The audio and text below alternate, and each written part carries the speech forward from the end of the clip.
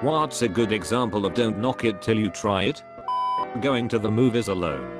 Going to a movie alone in an empty cinema is a spiritual experience. Putting chips on a sandwich for that extra delicious crunch. NGL, I wanted to do that for so long but always forgot. Thanks for reminding me.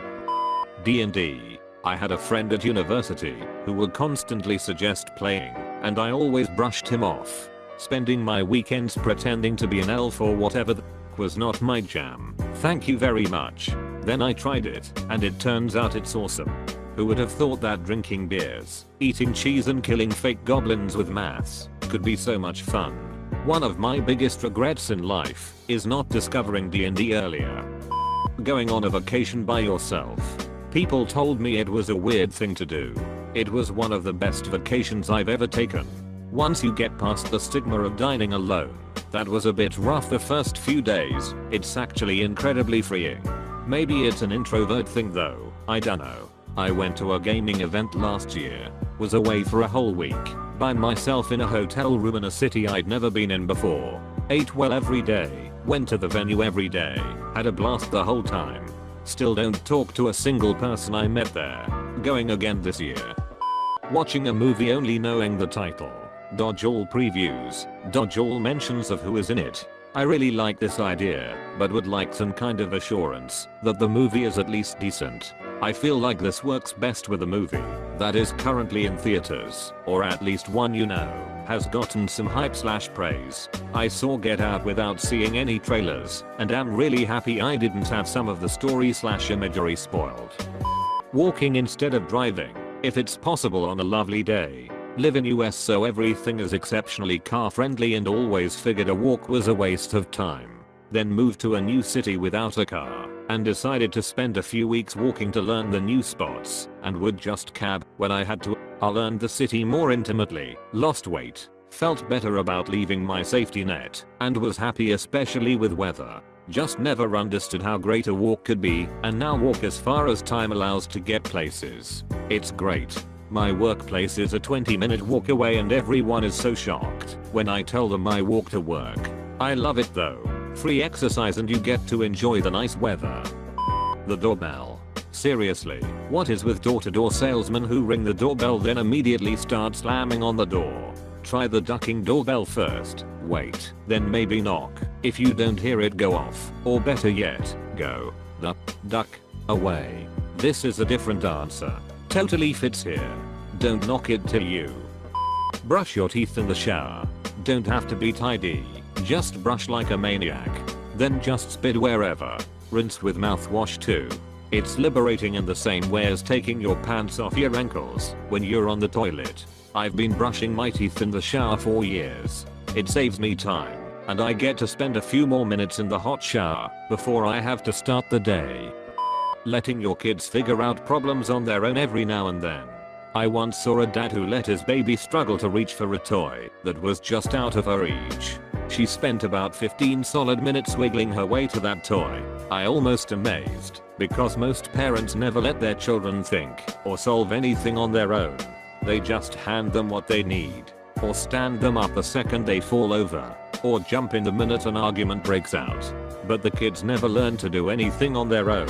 Or if they fall, the first thing they do is "Are you okay?" rather than just letting them figure it out on their own. And then there's Pavlov's cry when they fall.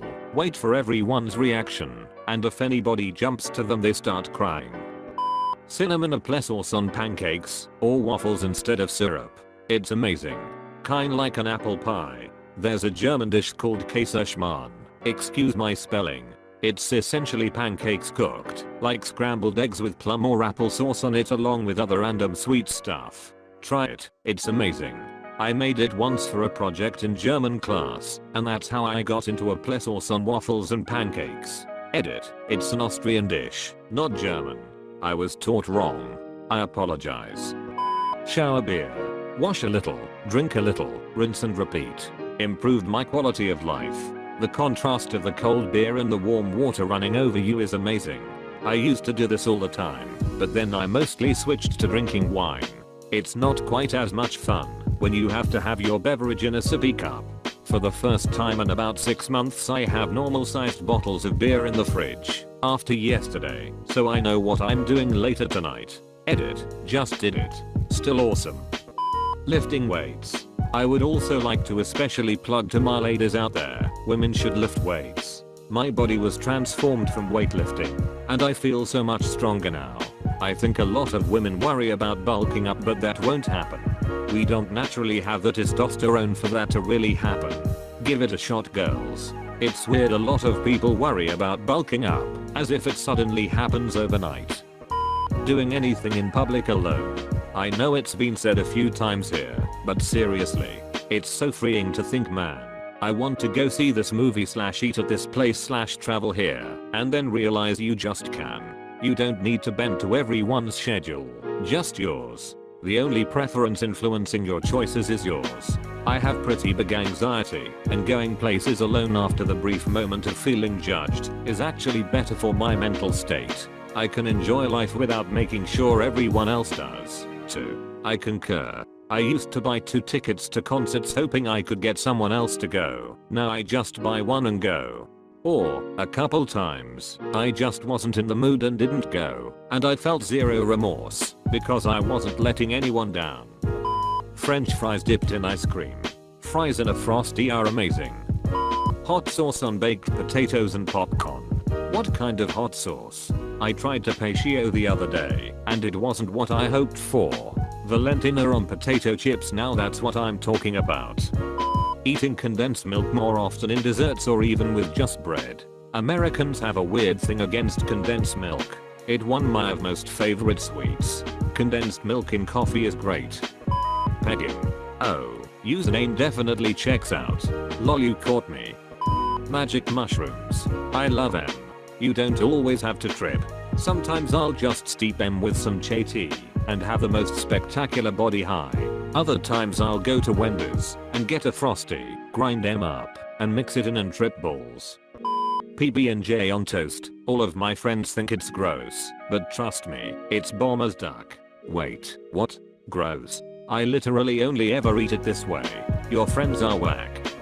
Anime. All my friends watch it and have been telling me to for 3 years. I only recently started watching Attack on Titan and it actually is pretty good. Chewing on a wet washcloth as a stress reliever. I can taste this comment. BDSM. I'm an established member of the scene, and the most fascinating thing I've ever witnessed was 1 or 2 people who thought they were totally vanilla become full-on kinksters overnight because one of their friends introduced them to it. It always makes me wonder how many people have that interest in kink within them which they aren't even aware of because they've never had any exposure to it. I had the interest from when I was a kid. I just never understood what it was. Wildly sheltered kid. Then I met someone that opened that door a crack. I kicked it open as hard as I could and haven't looked back. Reading. I cannot stand people who say I hate reading, and it turns out they've never read anything in their life outside of school. Most people dislike doing what they have to do, me and maths for example, and school books tend to be boring AF. No offense to Kill a Mockingbird / Shakespeare, I love you guys, but you're not exactly palatable for everyone. Novels might not be your thing, but check out short stories, check out graphic novels, comics, heck, articles / scientific studies even work too. Reading is so broad. There's horror, comedy, romance, fiction, non-fiction, educational, classics, yep, etc. etc. etc. My so thought he hated reading until we found his genre, true crime novels and autobiographies. I definitely had my own agenda because I'm super attracted to people who read, but even his vocabulary and spelling has improved since he started reading, and I found he's way more confident in his intelligence. One of the smartest guys I know just didn't finish college, so he doesn't agree. I mean, if you really have no interest, don't bother. But don't knock it until you try it, and trying isn't picking up a book and giving up as soon as it gets boring.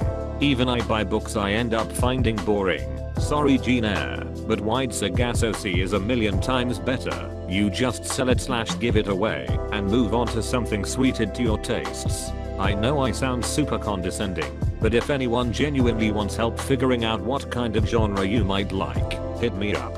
I will likely recommend Things Fall Apart immediately, since it's my favorite of all time. Quitting Facebook.